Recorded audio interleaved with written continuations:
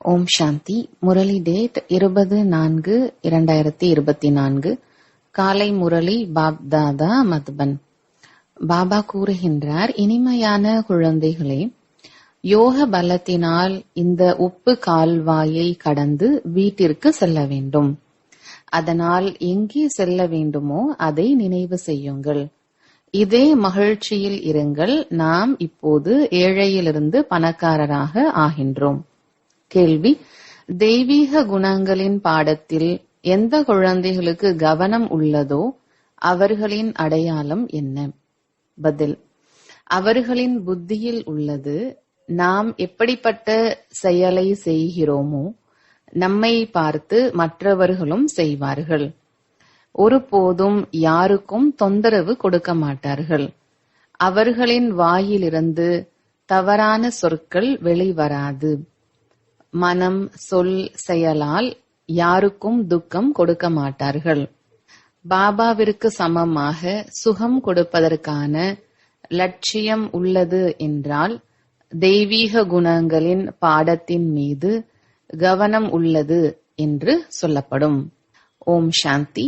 இனிமையிலும் இனிமையான ஆன்மீக குழந்தைகளுக்கு ஆன்மீக தந்தை சொல்லி புரிய வைத்துக் கொண்டிருக்கின்றார். நினைவு யாத்திரையும் கற்றுத்தந்து கொண்டிருக்கின்றார். நினைவு யாத்திரை என்பதன் பொருளையும் குழந்தைகள் புரிந்து கொண்டிருப்பார்கள். பக்தி மார்க்கத்திலும் கூட அனைவருமே தேவதைகளை, சிவபாபாவை நினைவு செய்கிறார்கள். ஆனால் நினைவினால் மட்டுமே விக்கர்மங்கள் விநாசமாகும் என்பது தெரியாமல் இருந்தது. குழந்தைகளுக்கு தெரியும், பாபா பதீத பாவனர். அவர்தான் பாவனம் ஆவதற்கான யுக்தியை சொல்கின்றார். ஆத்மாதான் பாவனமாக வேண்டும். ஆத்மாதான் பதீதம் ஆகின்றது. குழந்தைகள் அறிவார்கள், பாரதத்தில்தான் பாபா வந்து நினைவு யாத்திரை கற்றுத்தருகின்றார். வேறு எங்குமே கற்றுத்தர முடியாது. இப்போது குழந்தைகளாகிய உங்களுக்கு பாபா புரிய வைத்துள்ளார். மாயாவின் காரணத்தால் அனைவருடைய புத்திக்கும் மூடமதி என்ற பூட்டு போடப்பட்டுள்ளது. இப்போது பாபா மூலம் உங்களுக்கு தெரிய வந்துள்ளது, நாம் எவ்வளவு புத்திசாலி, தனவான் மற்றும் பவித்திரமாக இருந்தோம். நாம் முழு உலகத்திற்கும் எஜமானராக இருந்தோம். இப்போது மீண்டும் ஆகிக் கொண்டிருக்கின்றோம். பாபா எவ்வளவு பெரிய எல்லையற்ற ராஜ்யத்தை தருகின்றார். லௌகீக தந்தை அதிகபட்சம் லட்சமோ கோடியோ தருவார். இங்கோ இனிமையான எல்லையற்ற தந்தை எல்லையற்ற ராஜ்யத்தை தர வந்துள்ளார். ஆனால் நீங்கள் இங்கே படிக்க வந்திருக்கிறீர்கள். யாரிடம்? எல்லையற்ற தந்தையிடம். பாபா என்ற சொல் மம்மாவை விடவும் இனிமையானது. மம்மா பாலனை கொடுக்கின்றார். பிறகும் கூட தந்தை தந்தைதான். அவரிடமிருந்து எல்லையற்ற ஆஸ்தி கிடைக்கிறது. நீங்கள் சதா சுகமானவர்களாகவும் சுமங்கலியாகவும் ஆகிக் கொண்டிருக்கிறீர்கள். பாபா நம்மை மீண்டும் என்னவாக ஆக்குகின்றார்? இது ஒன்றும் புதிய விஷயம் அல்ல. பாடலும் உள்ளது. காலையில் செல்வந்தராக இருந்தார், இரவில் ஏழையாக இருந்தார் என்று. நீங்களும் காலையில் செல்வந்தர், பிறகு எல்லையற்ற இரவில் ஏழையாகி விடுகிறீர்கள். பாபா நாள் தோறும் நினைவுபடுத்துகின்றார், குழந்தைகளே, நேற்றோ நீங்கள் செல்வந்தராக இருந்தீர்கள், இன்று நீங்கள் ஏழையாகி விட்டிருக்கிறீர்கள். இப்போது மீண்டும் காலை வருகின்றது என்றால் நீங்கள் செல்வந்தராகி விடுகிறீர்கள். எவ்வளவு சுலபமான விஷயம்! குழந்தைகளாகிய உங்களுக்கு மிகுந்த குஷி இருக்க வேண்டும் செல்வந்தர் ஆவதில்.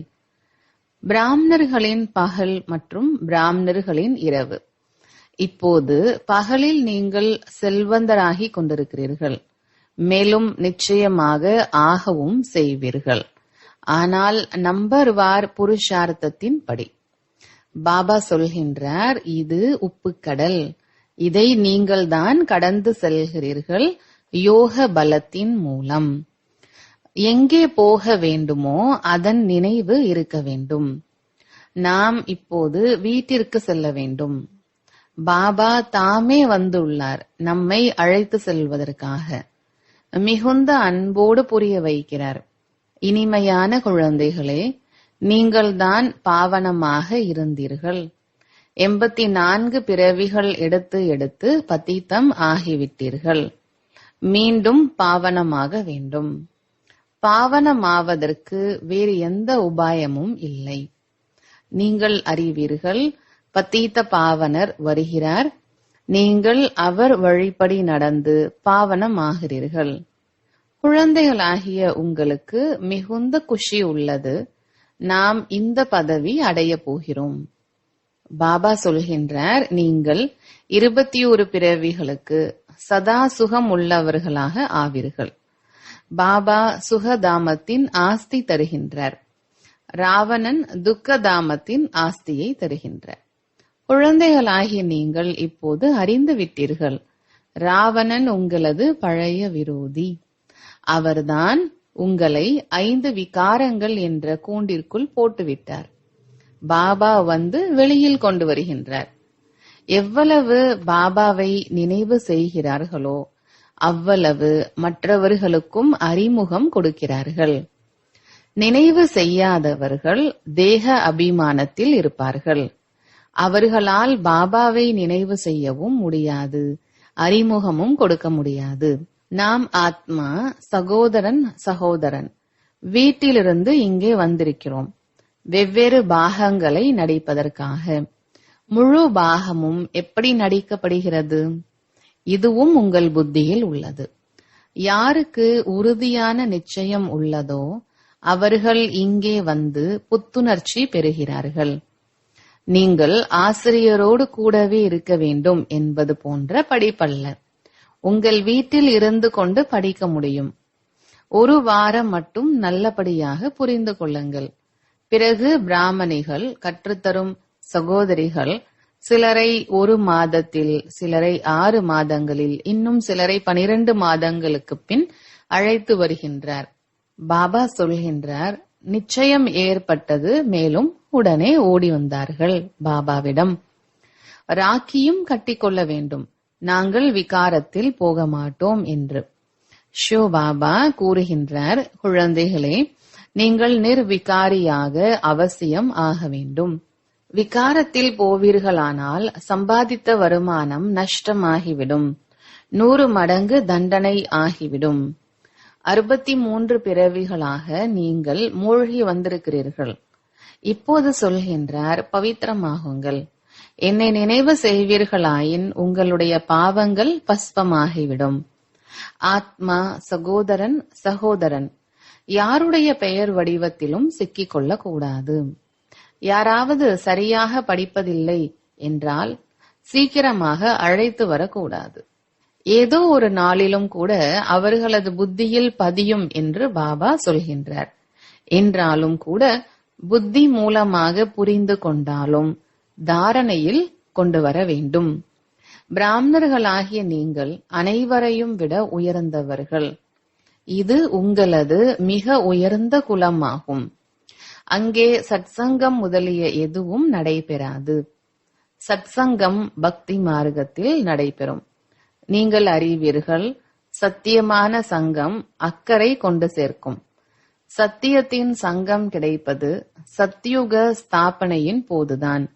இது யாருடைய புத்தியிலும் வருவதில்லை. ஏனெனில் புத்திக்கு பூட்டு போடப்பட்டு விட்டது. இப்போது சத்யுகத்திற்கு செல்ல வேண்டும். சத்தியத்தின் சங்கம் கிடைப்பதே புருஷோத்தம சங்கம் யுகத்தில். அந்த குருமார்களோ சங்கம யுகத்தவர்கள் அல்ல. பாபா எப்போது வருகிறாரோ குழந்தாய் குழந்தாய் என்று சொல்லி அழைக்கின்றார். அந்த குருமார்களை நீங்கள் பாபா என்று அழைக்க மாட்டீர்கள். புத்திக்கு முற்றிலும் காட்ரேஜ் பூட்டு போட்டு பூட்டப்பட்டுள்ளது. பாபா வந்து பூட்டை திறக்கின்றார். பாபாவை பாருங்கள், எவ்வளவு யுக்திகளை உருவாக்குகின்றார். மனிதர்கள் வந்து வைரம் போன்ற வாழ்க்கையை அமைத்து கொள்ளட்டும் என்று பத்திரிகைகள், புத்தகம் முதலியவற்றை அச்சிட்டுக் கொண்டே இருக்கிறார்கள். அநேகருக்கு நன்மை ஏற்படுமானால் அநேகரின் ஆசீர்வாதங்கள் கிடைக்கும். பிரஜைகளை உருவாக்கக்கூடிய புருஷார்த்தம் செய்ய வேண்டும். தன்னை பந்தனங்களிலிருந்து விடுவித்துக் கொள்ள வேண்டும். ஷரீர நிர்வாகத்திற்காக வேலை அவசியம் செய்ய வேண்டும். ஈஸ்வரிய சேவை இருப்பது காலை மற்றும் மாலையில் மட்டுமே. அச்சமயம் அனைவருக்கும் நேரம் கிடைக்கின்றது. யாருடன் நீங்கள் லௌகீக வேலை செய்கிறீர்களோ அவர்களுக்கும் அறிமுகம் கொடுத்து கொண்டே இருங்கள். உங்களுக்கு 2 தந்தையர் உள்ளனர். லௌகீக தந்தை அனைவருக்கும் தனித்தனியாக உள்ளனர். பரலௌகீக தந்தை அனைவருக்கும் ஒருவரே. அவர் மிக உயர்ந்தவர். பாபா சொல்கின்றார், எனக்கும் கூட இந்த நாடகத்தில் பங்கு உள்ளது. இப்போது குழந்தைகளாகிய நீங்கள் எனது அறிமுகத்தை தெரிந்து கொண்டு விட்டீர்கள். ஆத்மாவையும் கூட நீங்கள் தெரிந்து விட்டீர்கள். ஆத்மாவை பற்றி சொல்கிறார்கள், புருவ மத்தியில் ஜொலிக்கிறது விசித்திரமான நட்சத்திரம். அது அழியாத ஆசனமும் கூட. ஆத்மாவை ஒருபோதும் காலன் விழுங்குவதில்லை. அது அழுக்காகவும் தூய்மையாகவும் மட்டுமே ஆகின்றது. ஆத்மாவின் ஆசனம் அழகாக இருப்பதும் புருவ மத்தியில்தான். திலகத்தின் அடையாளமும் இங்கே தருகின்றார். பாபா சொல்கின்றார், உங்களுக்கு நீங்களே ராஜ திலகம் அணிந்து கொள்வதற்கு தகுதியுள்ளவர்களாக ஆகுங்கள். நான் அனைவருக்கும் ராஜ திலகம் அணிவிப்பேன் என்பது இல்லை. நீங்கள் உங்களுக்கு அணிவித்துக் கொள்ளுங்கள்.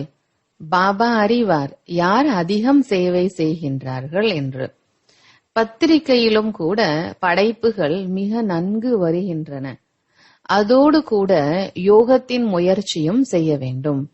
அதன் மூலம் விகர்மங்கள் விநாசமாகும். நாளுக்கு நாள் நீங்கள் நல்ல ராஜயோகி ஆகிவிடுவீர்கள். இப்போது ஷரீரம் விட்டு போவது போல் உணர்வீர்கள். நாம் போய்விடுகின்றோம். சூட்சும வத்தனம் வரை குழந்தைகள் செல்கின்றனர். மூல வத்தனத்தையும் நன்கு அறிந்து கொண்டுள்ளனர். அது ஆத்மாக்களாகிய நமது வீடு. மனிதர்கள் சாந்தி தாமத்திற்காகவே பக்தி செய்கின்றனர்.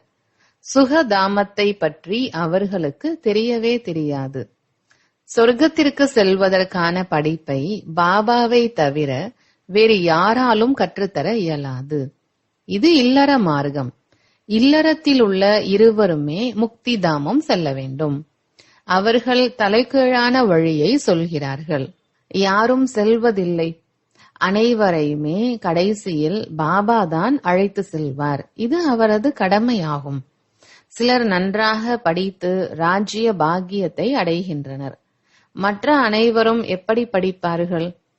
அவர்கள் எப்படி நம்பர்வார் வருகிறார்களோ அதுபோல நம்பர்வார் போவார்கள். இவ்விஷயங்களில் அதிகமாக நேரத்தை வீணாக்காதீர்கள். நீங்கள் சொல்கிறீர்கள், பாபாவை நினைவு செய்வதற்கும் கூட நேரம் கிடைப்பதில்லை. பிறகு இதில் ஏன் நேரத்தை வீணாக்குகிறீர்கள்? இதுவோ நிச்சயம் எல்லையற்ற தந்தை, ஆசிரியர், குருவாகவும் இருக்கின்றார். பிறகு வேறு யாரையும் நினைவு செய்ய தேவையில்லை. நீங்கள் அறிவீர்கள், கல்பத்திற்கு முன்பும் கூட ஸ்ரீமத் படி சென்று பாவனமாகி இருந்தோம். அடிக்கடி சக்கரத்தையும் சுற்றி கொண்டே இருங்கள். உங்களுடைய பெயர் சுயதர்ஷன சக்கரதாரி. நீர் இறைப்பதற்காக கயிற்றில் கட்டப்பட்ட கமலை சக்கரம் போல.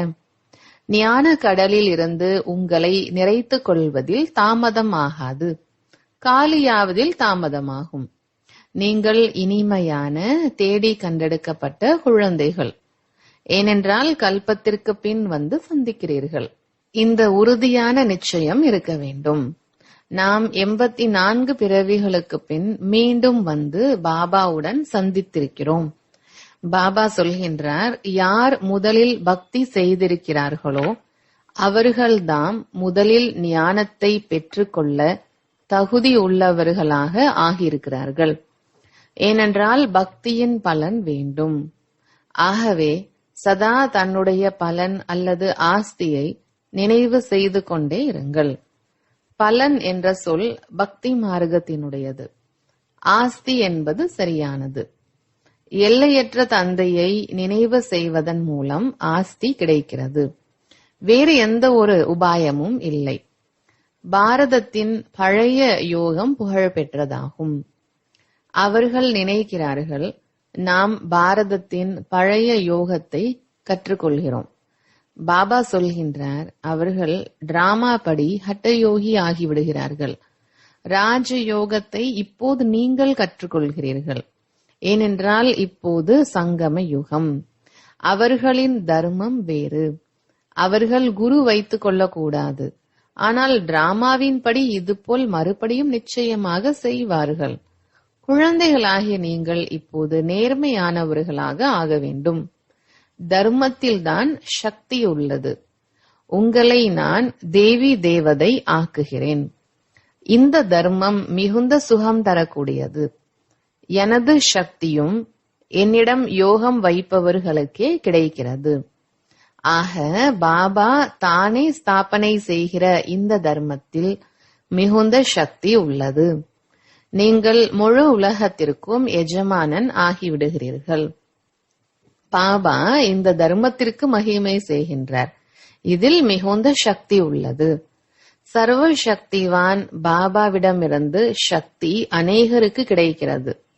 உண்மையில் சக்தி அனைவருக்குமே கிடைக்கின்றது. ஆனால் நம்புவார். உங்களுக்கு எவ்வளவு சக்தி வேண்டுமோ பாபாவிடமிருந்து பெற்றுக்கொள்ளுங்கள்.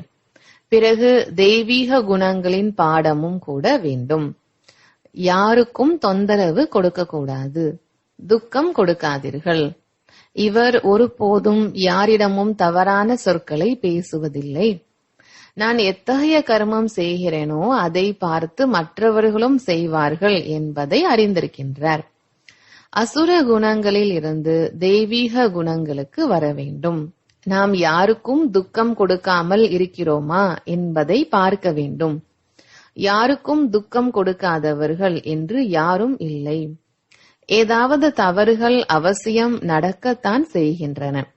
மனம், சொல், செயலால் யாருக்கும் துக்கம் கொடுக்காத அந்த நிலை கடைசியில்தான் வரும். இச்சமயம் நாம் முயற்சி செய்கின்ற நிலையில் இருக்கிறோம். ஒவ்வொரு விஷயமும் நம்பர்வார் புருஷார்த்தத்தின் அனுசாரம் நடைபெறுகின்றது. அனைவருமே சுகத்திற்காகத்தான் புருஷார்த்தம் செய்கிறார்கள். ஆனால் பாபாவை தவிர வேறு யாரும் சுகம் கொடுக்க முடியாது. சோமநாதர் ஆலயத்தில் எவ்வளவு வைரம் வைடூரியங்கள் இருந்தன என்று பார்க்கப்படுகின்றது. அவை அனைத்தும் எங்கிருந்து வந்தன? எப்படி செல்வந்தர்களாக ஆனார்கள்? நாள் முழுவதும் இந்த படிப்பின் சிந்தனையில் இருக்க வேண்டும். இல்லறத்தில் இருந்து கொண்டு தாமரை மலருக்கு சமமாக பவித்திரமாக வேண்டும். நீங்கள் இந்த முயற்சி செய்திருக்கிறீர்கள். அதனால்தான் மாலை உருவாகி உள்ளது. கல்பம் கல்பமாக உருவாகிக் கொண்டே இருக்கிறது. மாலை யாருடைய நினைவு சின்னம்? இதையும் நீங்கள் அறிவீர்கள். அவர்களோ மாலையை உருட்டி சிந்தனை செய்து மிகுந்த போதையாகி விடுகிறார்கள். பக்தியில் என்ன நடைபெறுகிறது, மேலும் ஞானத்தில் என்ன நடைபெறுகிறது, இதையும் நீங்கள் அறிவீர்கள். நீங்கள் யாருக்கு வேண்டுமானாலும் சொல்லி புரிய வைக்க முடியும்.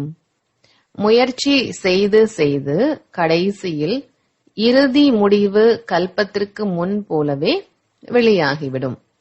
ஒவ்வொருவரும் தங்களை சோதித்துக் கொண்டே இருக்க வேண்டும். நீங்கள் அறிவீர்கள், நாம் இதுபோல் ஆக வேண்டும். முயற்சி செய்வதற்கு சிறிது நேரம் கிடைத்துள்ளது.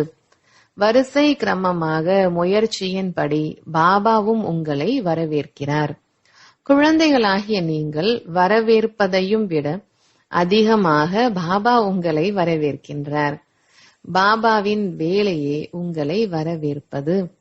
ஸ்வாகத்தம், வரவேற்பு என்றால் சத்கதி.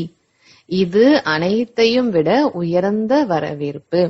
உங்கள் அனைவரையும் வரவேற்பதற்காக பாபா வந்திருக்கின்றார். நல்லது. இனிமையிலும் இனிமையான, வெகு காலம் கழித்து காணாமல் போய் கண்டெடுக்கப்பட்ட செல்ல குழந்தைகளுக்கு தாய் தந்தையாகிய பாப் தாதாவின் அன்பு நினைவுகள் மற்றும் காலை வணக்கம். ஆன்மீக குழந்தைகளுக்கு ஆன்மீக தந்தையின் நமஸ்காரம். தாரணைக்கான முக்கிய சாரம். முதலாவது, அநேகரின் ஆசீர்வாதங்களை பெறுவதற்காக கல்யாணக்காரி நன்மை செய்யக்கூடியவர் ஆக வேண்டும். ஷரீர நிர்வாகத்திற்காக காரியங்கள் செய்து கொண்டும் பந்தனத்திலிருந்து விடுபட்டு காலை மாலை ஈஸ்வரிய சேவை அவசியம் செய்ய வேண்டும். இரண்டாவது, மற்ற விஷயங்களில் தனது நேரத்தை வீணாக்காமல் பாபாவை நினைவு செய்து சக்தி பெற வேண்டும். சத்தியமான சங்கத்திலேயே இருக்க வேண்டும். மனம், சொல், செயல் மூலம் அனைவருக்கும் சுகம் கொடுப்பதற்கான முயற்சி செய்ய வேண்டும். வரதானம்: தூய்மையின் வரதானத்தை உண்மையான சம்ஸ்காரம் ஆக்கி தூய்மையான வாழ்க்கையை உருவாக்கி உழைப்பிலிருந்து விடுபட்டவர் ஆகுங்கள்.